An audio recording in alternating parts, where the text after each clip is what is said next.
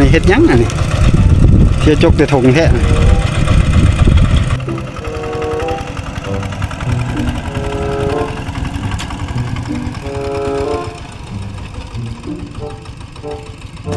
จกถงอยู่เลยเป็นหยังเด้อันนี้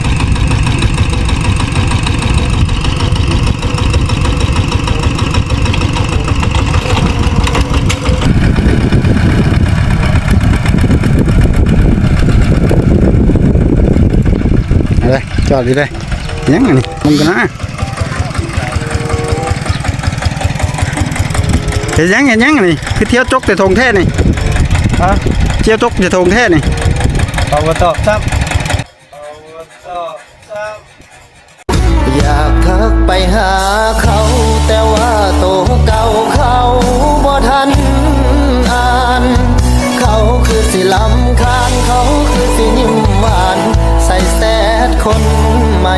น้อยใจว่าสิ